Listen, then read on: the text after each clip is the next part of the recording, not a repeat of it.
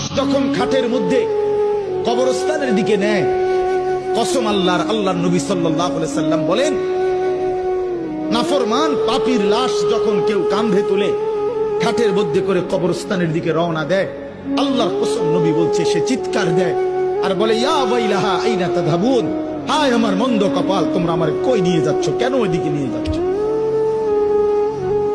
রাসূলুল্লাহ সাল্লাল্লাহু আলাইহি ওয়াসাল্লাম বলেন, ওই নাফরমানের চিৎকার আল্লাহর সমস্ত মাখলুকাত, শুধু মানুষ এবং জিন ব্যতীত বাকিরা সবাই শুনতে পায়।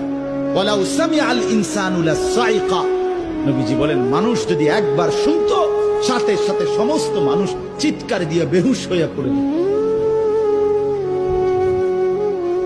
বেহুশ হয়ে পড়ে থাকত। ওরে ভাইয়া, কবরের আযাব না, শুধু ওই খাটিয়াটা নিচ্ছে একমাত্র কবরস্থান, এই সময়ের চিৎকার। আমরা কিতাবে পড়ছি, যদি একবার জীবনে কোনো মহল্লার কোনো মানুষ কোন নাফরমানের লাশের চিৎকার একবার শুনতো, খোদার কসম, আল্লাহর কসম, তো মানুষ আর কারো জানাজা দিত না, কাউরে আর দাফন করতো না, কারো লাশ আর কাঁধে নিত না যদি চিৎকার মারে। কথা বুঝেন না? তো মানুষের লাশ পড়ে থাকতো, পচে বলে।